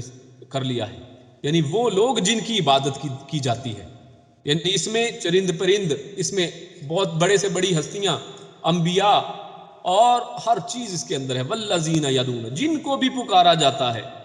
من دون اللہ، اللہ کے علاوہ، لا یخلقون شیئا، انہوں نے ایک چیز کو بھی پیدا نہیں کیا ہے۔ وہم یخلقون، پیدا کرنا تو بڑی دور کی بات ہے، وہم یخلقون، وہ تو خود پیدا کیے گئے ہیں، یہ سب کے سب مخلوق ہیں۔ اور اس سے بھی بڑی بات اللہ نے آگے کی اموات، یہ سب تو مردے ہیں، یعنی آخر یہ سب فوت ہو چکے ہیں، یہ سب لوگ آج زندہ نہیں ہیں۔ اموات غیر احیاء، یہ زندہ نہیں ہے، یعنی ایسے ان کو موت اس طرح سے آئی ہے کہ آج وہ زندہ نہیں ہے، اس طرح سے نہیں ہے کہ جیسے میں اور آپ یہاں پر ایک زندگی گزار رہے ہیں، اب وہ اپنی برزخی زندگی کے اندر ہے۔ تو لہٰذا اللہ رب العزت نے واضح طور پر فرمایا کہ الحی کی جو دلیل ہے اس کے مقابلے پر کوئی بھی نہیں ہے۔ اور دوسری دلیل اس آیت کے اندر اللہ نے فرمائی القیوم، یعنی یہ قام یقوم سے لفظ نکلا ہے، اور فیعول، یعنی قیوم جو ہے فیعول کے وزن پر ہے۔ اور یہ کیوں اس کی وضاحت کر رہا ہوں، وہ اس لیے کیونکہ اصل میں یہ جو قیوم ہے، یہ لفظ جو بنتا ہے عربی کے اندر وہ ہے قیوم، اور جبکہ اس کو بدل کر قرآن کریم میں جس طرح سے پیش کیا گیا ہے اللہ رب العزت نے، وہ ہے قیوم، واؤ کو یا سے بدلا گیا ہے، اور یا پھر دو ہو جاتے ہیں، یا اور یا، واؤ کی جگہ یاڈ ڈالیں۔ اور عربک کا قاعدہ یہ ہے کہ جب حروف کی تعداد زیادہ ہو جائے، ساتھ اس کے اندر، اس کے معنی کے اندر مبالغہ اور وسعت پیدا ہو جایا کرتی، تو لہٰذا قیوم کے اندر بہت زیادہ وسعت ہے، یعنی ایسا قائم رہنے والا، ورنہ تو قامہ کا مطلب ہوتا ہے کھڑا ہونا، اور کھڑا ہونے والا، قائم ہونے والا، لیکن قیوم کہہ کر اس کے اندر ایک وسعت یہ ہے کہ وہ کسی سہارے کے بغیر خود قائم ہے، ورنہ ہر چیز کو کوئی نہ کوئی چیز قائم رکھنے والی ہوتی ہے، کسی نہ کسی چیز کی حاجت رہتی ہے قائم رکھنے کے لیے، قائم ہونے کے لیے۔ لیکن اللہ کی ذات ایسی ہے کہ بغیر کسی سہارے کے قائم ہے اور دوسروں کو قائم رکھنے والا ہے، تھامنے والا ہے۔ انسان جو یہ کہہ بیٹھتا ہے انا ربکم الاعلی، جیسے فرعون نے کہا تھا، ایک لمحہ بھی اللہ تعالیٰ کے تھامنے کے بغیر زندہ نہیں رہ سکتا ہے۔ خود اس کے دل کی دھڑکن، سانس کی آمد و رفت، پیشاب اور پخانے کا نظام، خون کی گردش، نیند اور بیداری، حتیٰ کہ زندگی اور موت، کچھ بھی اس کے ہاتھ میں نہیں ہے، تو دوسروں کو کیا تھامے گا؟ یعنی جو شخص خود اپنے آپ پر کنٹرول نہیں رکھتا ہے، جس کو اگر پیشاب آیا ہو تو اس اپنے پیشاب کو بھی کنٹرول زیادہ دیر نہیں کر سکتا ہے، وہ دوسروں کو کنٹرول کس طرح سے کر سکتا ہے؟ ہمارے رسول صلی اللہ علیہ وسلم کی زندگی، آپ پر آنے والی تکلیفیں، آپ کا زخمی ہونا، گھوڑے سے گر کر موچ آنا، بیمار ہونا، آپ کے دانت مبارک کا شہید ہونا، آپ کی بھوک، آپ کی پیاس، غرض پوری زندگی اس کی شاہد۔ پھر اتنی وسیع کائنات اور لا تعداد مخلوق کو اللہ کے سوا کون ہے جو تھامے ہوئے؟ کون ہے جو اس کو قائم رکھنے والا ہے کہ اسے مشکل کشا کہا جائے، اسے داتا یا جھولی بھرنے والا سمجھا جائے؟ اس پوری کائنات کو قائم رکھنے والی ایک ہی ذات ہے جو قائم رکھ سکتی ہے، جو اس قابل اور اس لائق ہے، اور وہ ذات اللہ رب العزت کی ذات ہے۔ آسمان و زمین سے متعلق اللہ نے فرمایا ان اللہ یمسک السماوات والارض ان تزولا، کہ بے شک اللہ ہی آسمانوں کو اور زمین کو تھامے رکھتا ہے، اس سے کہ وہ اپنی جگہ سے ہٹیں، یعنی ورنہ یہ چیزیں اپنی جگہوں سے ہٹ جائیں۔ اڑتے پرندوں کے متعلق اللہ فرماتا ہے ما یمسکہن الا الرحمن، کہ رحمان کے سوا انہیں کوئی تھام نہیں رہا ہوتا۔ یعنی یہ جو پرندے آسمانوں میں اڑ رہے ہیں، ان کو کس نے اڑا کر رکھا؟ یہ کس طرح ہوا کے اندر اس طرح سے ہوور کر رہے ہیں؟ تو یہ صرف اللہ رب العزت کی ذات ہے جو ایسا کر رہی ہے۔ تیسری دلیل جو اس آیت کے اندر اللہ رب العزت ارشاد فرماتے ہیں وہ ہے لا تأخذہ سنۃ ولا نوم، اور نوم اصل میں نیند، معنی اس کا یہ ہے کہ نیند سے پہلے آنے والی اونگ، اور نیند یعنی دونوں ہی کا اس میں ذکر ہے، یعنی اونگ اور نیند، جو نیند سے پہلے آتی ہے اور خود نیند جب آدمی سونے اور جاگنے کے درمیان میں ہوتا ہے، اس کیفیت کے اندر ہوتا ہے۔ اور سینتن اور نومن، ان دونوں کو بھی اسی طرح تنوین کے ساتھ ذکر کیا ہے، اور اس کے معنی کے اندر وسعت پیدا فرما دی ہے۔ لہٰذا ترجمہ ہم اس طرح سے کرتے ہیں کہ اسے نہ کچھ اونگ پکڑتی ہے نہ کوئی نیند، یعنی اللہ تعالیٰ کو ذرا برابر اونگ یا نیند اپنی گرفت میں نہیں لے سکتی ہے۔ اس سے معلوم ہوا کہ اونگ اور نیند اتنی زبردست چیز ہے کہ جس پر آتی ہیں اسے پکڑ لیتی ہیں، اور انسان ان کے سامنے بے بس ہو جاتا ہے۔ ہمارے رسول صلی اللہ علیہ وسلم، ان کے بارے میں معروف واقعہ ہے کہ جب بلال رضی اللہ تعالیٰ عنہ کو انہوں نے اذان کے لیے مامور فرمایا اور کسی وجہ سے وہ بھی سوئے رہ گئے، تو پورے کے پورا قافلہ جو سویا رہ گیا، اور صبح کی نماز جو ہے وہ طلوع آفتاب کے بعد ادا کی گئی۔ یعنی نیند جو ہے وہ کسی کے اوپر سے بھی وہ اٹھتی نہیں ہے، سب کو قابو میں لے لیتی ہے۔ اللہ تعالیٰ اونگ اور نیند دونوں سے پاک ہے، کیونکہ اگر اسے اونگ یا نیند آ جائے تو کائنات آپس میں ٹکرا کر فنا ہو جائے۔ اگر تجربہ کرنا ہو تو ہوشیار سے ہوشیار شخص کے دونوں ہاتھوں میں شیشے کا ایک ایک گلاس دے کر دیکھ لیں، اور اس کو 2-3 دن ذرا جگائیں، جب اس کو اوپر نیند آئے گی تو دیکھیں کہ گلاس اس کے ہاتھ میں رہتے ہیں کہ گر جاتے ہیں۔ یعنی انسان تو اپنے اوپر کنٹرول نہیں کر سکتا ہے۔ اس کے بعد اگلی دلیل اللہ رب العزت نے آیت الکرسی کے اندر دی ہے، چوتھی دلیل لہو ما فی السماوات و ما فی الارض، یعنی یہ تمام دلائل سے پتہ چلتا ہے کہ اگر کوئی شخص یہ دعویٰ کرتا ہے کہ اس کی عبادت کرنی چاہیے، اور عبادت سے کو بھی ایک چیز سمجھ لیں، چھوٹی سی چیز اسی دوران، کہ اللہ رب العزت پیارے رسول صلی اللہ علیہ وسلم نے ارشاد فرمایا الدعاء هو العبادہ، کہ دعا ہی تو عبادت ہے۔ یعنی بعض لوگ کہتے ہیں کہ ہم عبادت نہیں کرتے، ہم تو فلاں سے صرف دعا کر رہے ہیں۔ تو بھائی یہ دعا جو ہے، اللہ کے پیارے رسول صلی اللہ علیہ وسلم نے ارشاد فرمایا کہ دعا ہی تو عبادت ہے۔ جب تم کسی سے جب یہ دعا کرتے ہو، اس کو پکارتے ہو اور اس سے کوئی چیز حاجت مندی اس کے سامنے رکھتے ہو، تو یہی تو اصل میں عبادت ہے۔ اور جس سے بھی تم یہ مانگ رہے ہو، پہلے ایک دفعہ چیک تو کر لو کہ آیت الکرسی کا یہ جو معیار ہے، یہ جو 11 دلائل یہاں پر بیان کی، ان میں سے وہ کس پر پورا اترتا ہے؟ کیا وہ حی ہے؟ کیا وہ قیوم ہے؟ کیا اس کو نیند اور اونگ نہیں آتی ہے؟ اور آگے جو دلائل آ رہے ہیں اسی کی دلیلیں ہیں۔ اللہ رب العزت ارشاد فرماتے ہیں چوتھی دلیل لہو ما فی السماوات و ما فی الارض، یعنی جو کچھ آسمانوں میں ہے اور جو کچھ زمین میں ہے اسی کا ہے۔ جب مالک وہ ہے تو عبادت بھی اسی کا حق بنتا ہے۔ رسول اللہ صلی اللہ علیہ وسلم نے ارشاد فرمایا کہ یحییٰ نے اللہ کے حکم سے بنی اسرائیل کو یہ بات سمجھائی، یحییٰ علیہ السلام یہ جو نبی ہیں، انہوں نے اللہ کے حکم سے بنی اسرائیل کو یہ بات سمجھائی کہ صرف اللہ کی عبادت کرو، اس کے ساتھ شریک نہ بناؤ۔ اس کی مثال اس طرح ہے کہ ایک شخص نے اپنے خالص مال، یعنی اللہ کے نبی نے یہ مثال بیان فرمائی ہے کہ ایک شخص نے اپنے خالص مال، سونے یا چاندی کے ساتھ ایک غلام خریدا، اور غلام سے کہا کہ یہ میرا گھر ہے اور یہ میرا کام ہے، اس میں کام کرو اور اس کی آمدنی مجھے دیا کرو، یعنی کماؤ اور لا کے مجھے دیتے جاؤ۔ غلام سارا دن کام کرتا ہے اور شام کو آمدنی مالک کے سوا کسی اور کو دے دیتا ہے۔ تو تم میں سے کون ہے جو ایسے غلام کو پسند کرے؟ کتنی کمال اور کتنی زبردست، کتنی بالکل سادہ اور سمپل سی اللہ کے نبی نے مثال بیان کر کے سمجھانے کی کوشش کی کہ جب پیدا کرنے والی ذات، مالک ذات وہ ہے، تو پھر تمام جو ہماری عبادات، اس کا حق جو ہے وہ اسی کے لائق ہے کہ اسی کو کی جائیں۔ دعائیں کی جائیں تو صرف اللہ رب العزت سے کی جائیں، اور اپنے استغاثے اور اپنی مشکلات کو اللہ رب العزت کے سامنے رکھا جائے، اپنی جھولی کو اس کے سامنے پھیلایا جائے۔ پانچویں دلیل، من ذا الذی یشفع عنده الا باذنہ، کہ کون ہے جو اس کے پاس اس کی اجازت کے بغیر سفارش کرے۔ آیت الکرسی سے پہلی آیت میں قیامت کے دن کسی بھی قسم کی سفارش کی نفی فرمائی۔ ہم ابھی اس سے پچھلی آیت پڑھ آئے ہیں جس میں اللہ رب العزت نے ارشاد فرمایا کہ اس دن نہ خلا ہوگی اور نہ ہی شفاعت، نہ ہی کوئی دوستی کام آئے گی، نہ ہی شفاعت کام آئے گی۔ تو ہر طرح کی سفارش کی تو نفی کر دی گئی ہے، لیکن یہاں پر اللہ رب العزت نے ایک اس کے اندر ایکسیپشن بھی بیان فرمائی ہے کہ بالکل یقیناً ہر طرح کی سفارش کی نفی ہے، سوائے اس کے کہ جس کو اللہ خود اجازت دے دے۔ اللہ اجازت دے کہ ہاں بھئی اب آپ کو اجازت ہے کہ آپ سفارش کر سکتے ہیں، اور یہاں اللہ تعالیٰ کی اجازت کے ساتھ سفارش اللہ نے ممکن بتائی ہے۔ مطلب یہ ہے کہ یہ ممکن ہی نہیں ہے کہ کوئی انسان یا جن یا فرشتہ اللہ تعالیٰ کی اجازت کے بغیر کسی کی سفارش کی جرت بھی کرے۔ ہمارے نبی صلی اللہ علیہ وسلم جو سید الانبیاء، سید الرسل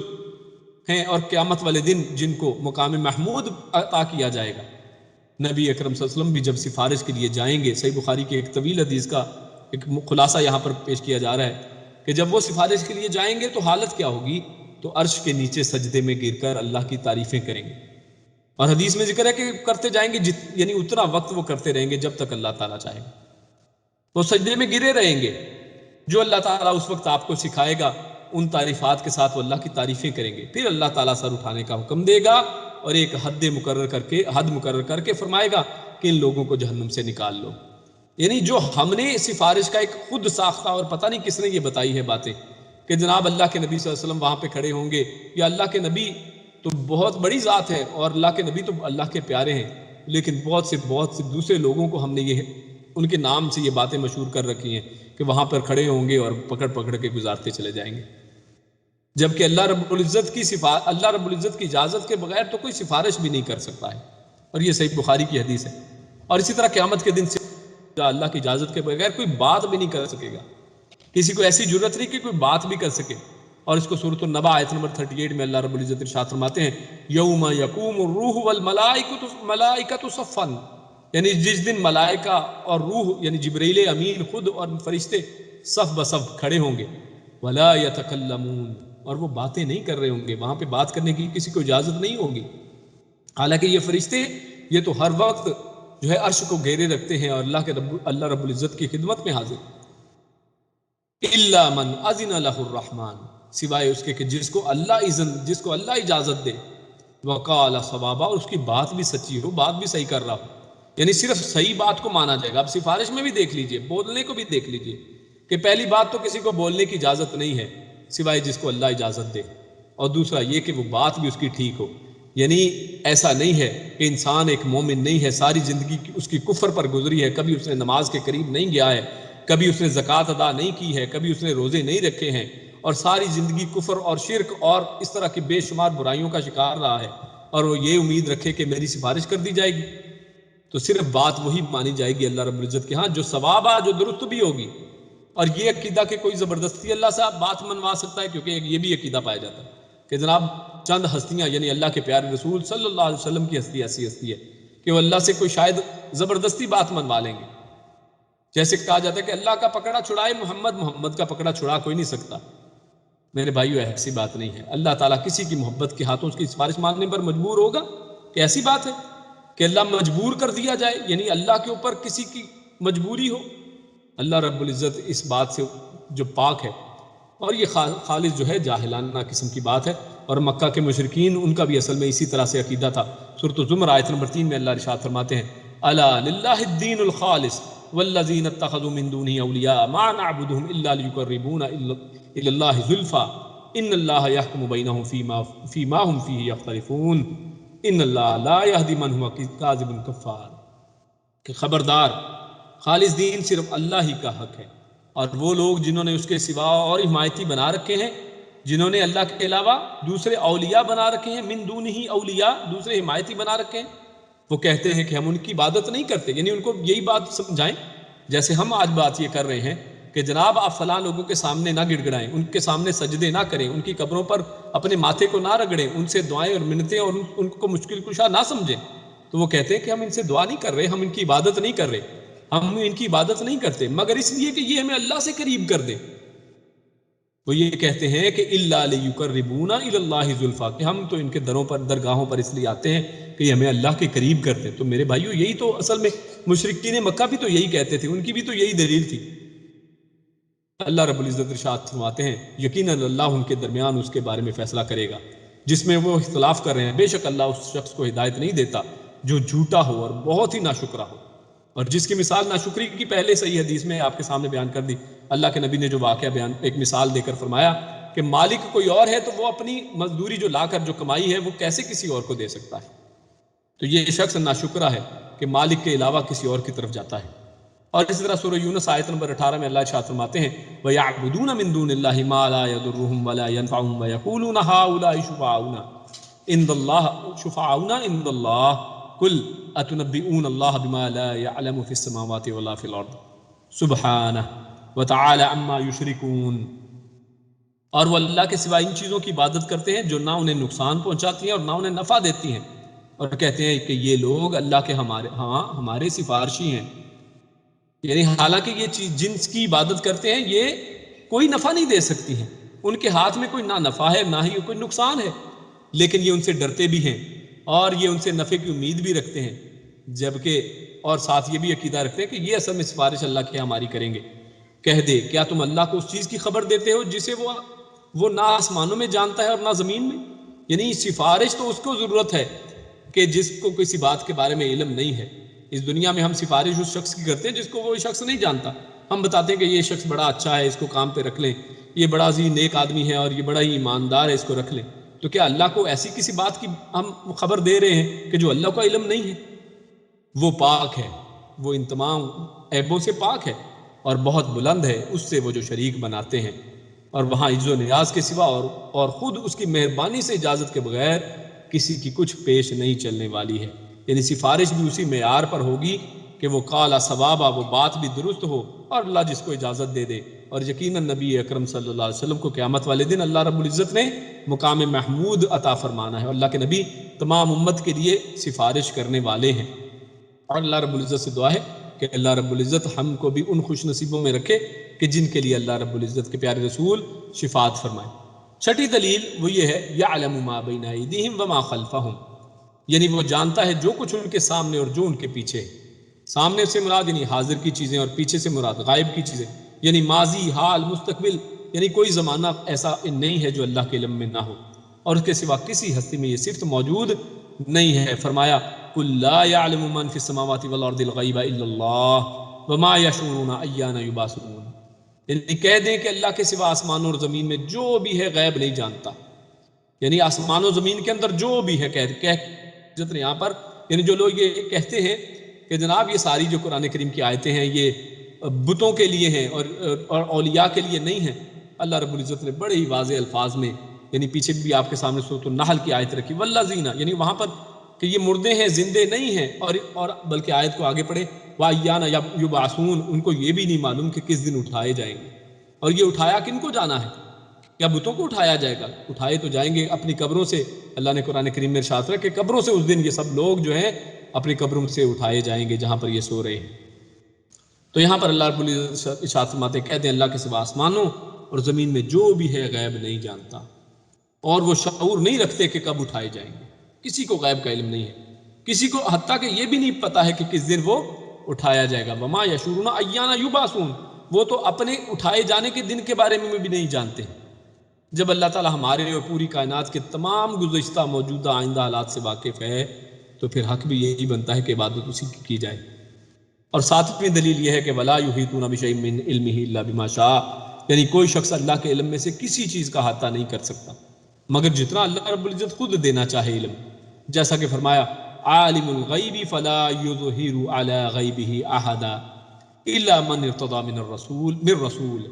سورۃ الجن آیت نمبر 26 میں اللہ رب العزت ارشاد فرماتے ہیں 26-27 میں کہ وہ یعنی غیب کو جاننے والا ہے، یعنی اللہ رب العزت کی ذات ہے جو غیب کو جاننے والی ہے، پس اپنے غیب پر کسی کو مطلع نہیں کرتی، کسی کو اطلاع اس کی نہیں دیتی مگر کوئی رسول جسے وہ پسند کر لے تو بے شک وہ اس کے آگے اور اس کے پیچھے پہرا لگا دیتا ہے. یعنی اللہ رب العزت جس کو چاہے اس کو غیب میں سے کچھ عطا فرما دیتے ہیں، کچھ علم عطا فرما دیتے ہیں.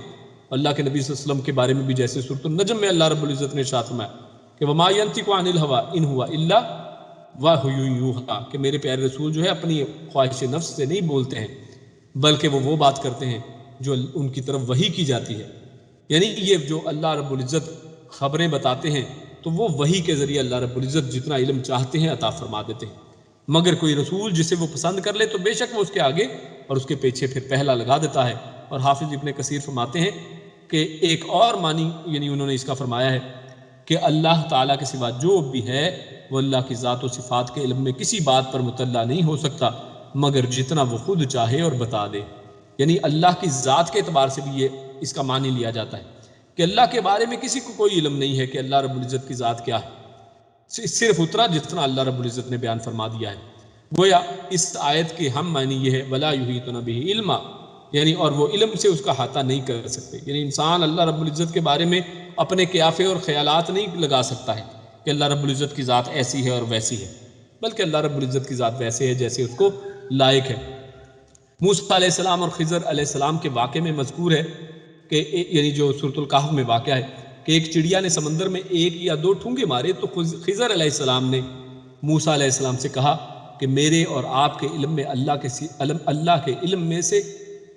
کم نہیں کیا مگر جتنا اس چڑیا کے ٹھونگے نے سمندر سے کم کیا ہے. یعنی اگر میرا علم اور آپ کا علم ملا لیا جائے، ایک نبی ہیں اور ایک خضر علیہ السلام ہے جن کو اللہ رب العزت نے کچھ علم عطا فرمایا ہے، دونوں کا علم ملا لیں تو اس چڑیا نے جو سمندر کے اندر ٹھونگا مارا اور اس میں سے کچھ پانی کم کیا، اتنا علم اللہ کے علم میں سے لیا ہے. یعنی اللہ رب العزت کا علم اتنا وسیع ہے، اس کو کیسے کوئی احاطہ کر سکتا ہے. اور اب خود سوچ لیں کہ عبادت کے لائق پھر اللہ کے علاوہ کون سی ذات بچتی ہے. اور 8ویں دلیل وسع کرسی السماوات والارض. کرسی کا معنی سب لوگوں کے ہاں معروف ہے، یعنی کرسی ہم جس کو بولتے ہیں یعنی وہ چیز جس پر بیٹھا جاتا ہے، لیکن سلف صالحین کے نزدیک اس کا معنی یعنی کرسی ہی ہے. ان کے مطابق اللہ تعالیٰ کی کرسی موجود ہے اور ہمارا اس کے وجود پر ایمان ہے، کیونکہ اللہ رب العزت نے قرآن میں ارشاد فرمایا ہے اگرچہ ہم نہیں جانتے کہ وہ کیسی ہے، یعنی ہم اس کے بارے میں یہ وضاحت نہیں کرتے یا اپنے خیال سے خیالات کو نہیں جوڑتے کہ جناب کرسی ایسی ہوگی اور کرسی ویسی ہوگی، کیونکہ یہ انسان کے بس کی بات ہی نہیں ہے. البتہ قرآن مجید میں جو آیا ہے کہ اس کے مطابق اس کی کرسی آسمان و زمین سے وسیع ہے، اس پر ہمارا ایمان ہے. اور بعد میں آنے والے مفسرین میں سے بعض نے سلف کا مسلک ہی اختیار کیا ہے، یعنی انہوں نے بھی یہی کہا کہ اس کا مطلب کرسی ہی ہے، لیکن بعض نے کہا کہ کرسی سے مراد اللہ کی سلطنت ہے، بعض نے کہا کہ اس سے مراد علم ہے. عموماً یہ وہ لوگ ہیں جو عرش کے بھی منکر ہیں، یعنی یہ کرسی کی بھی تعویلیں کرتے ہیں، عرش کا تو انکار ہی کر دیتے ہیں. چنانچہ وہ صاف کہہ دیتے ہیں کہ نہ کوئی عرش ہے نہ کرسی، بلکہ مراد اللہ تعالیٰ کی سلطنت اور حکومت ہے. یعنی یہ لفظ بس سلطنت حکومت کے لیے استعمال کیے، مگر کرسی کا یہ معنی حقیقی نہیں مجازی ہے جو اس وقت کیا جاتا ہے جب حقیقت ناممکن ہو. حالانکہ اللہ کے عرش اور کرسی کو حقیقی معنوں میں لینے سے کچھ خرابی لازم نہیں آتی ہے. رہا یہ خیال کہ پھر تو اللہ تعالیٰ آدمیوں کے مشابہ ہو گیا جبکہ اس کی مثل کوئی چیز نہیں ہے، تو اسے کوئی مشابہ نہیں ہوتا ہے، کیونکہ اللہ نے قرآن کریم میں اور بھی جگہوں پہ ارشاد فرمایا وَبَشَّرُوهُ بِغُلَامٍ عَلِيمٍ، اللہ نے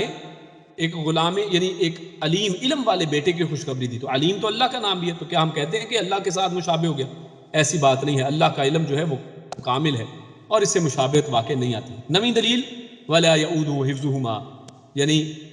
اس کا معنی یہ ہے کہ کسی چیز کا بھاری بوجھ بننا، یعنی اللہ کو کوئی چیز تھکانے والی نہیں ہے، کوئی بوجھل کرنے والی نہیں ہے، اللہ کو اس کائنات کی حفاظت میں کوئی مشقت نہیں آتی ہے. اور 10ویں اور 11ویں دلیل یہ وَهُوَ الْعَلِيُّ الْعَظِيمُ، کہ بلندی اور عظمت اللہ تعالیٰ کی صفات ہے اور مخلوق اللہ تعالیٰ کی بلندی اور عظمت کے مقابلے میں کچھ بھی حیثیت نہیں رکھتی. اسی لیے عبادت کے لائق صرف اللہ کی ذات ہے. اور آخر میں اس آیت میں موجود ایک اور نقطے کی طرف اشارہ کرنا بھی ضروری ہے کہ یہ آیت باری تعالیٰ کے نام اللہ سے شروع ہوئی ہے. یہ نام تمام صفات کا جامع ہے، مخلوق میں سے کسی پر یہ نام نہیں بولا جا سکتا. اور تمام مذاہب میں مذکور خداؤں کی تثنیہ یعنی اس کی دو اور جمع کی جا سکتی ہے، جیسے دیوی کو دیویاں، دیوتا اور اس طرح، اور مؤنث اور مذکر کر لیتے ہیں، اللہ کے نام کی نہیں ہے، اور اس کی نہ جمع بن سکتی ہے نہ ہی تثنیہ۔ یہ بھی اللہ تعالیٰ کی توحید کی زبردست دلیل ہے، اور اگر اس نقطے کو بھی شامل کر لیں تو یہ ٹوٹل 11 دلائل اللہ رب العزت نے اس ایک آیت الکرسی میں رکھے ہیں۔ اللہ رب العزت سے دعا ہے کہ جو آپ کے سامنے بیان کیا، جو پڑھا سنا، اللہ رب العزت اس پر عمل کرنے کی، یقین کرنے کی، اور اللہ رب العزت کی ذات پر اور اس کی صفات پر جیسے اس کا حق ہے اس پر اس طرح سے ایمان لانے کی توفیق عطا فرمائے۔ وآخر دعوانا ان الحمدللہ رب العالمین۔ اللہ رب العزت نے ایک عمل اور اچھی سمجھ کی توفیق عطا فرمائے کہ سبحان ربک رب العزت عما یصفون وسلام علی المرسلین والحمد للہ رب العالمین۔ جزاکم اللہ خیرا وبارک اللہ فیکم۔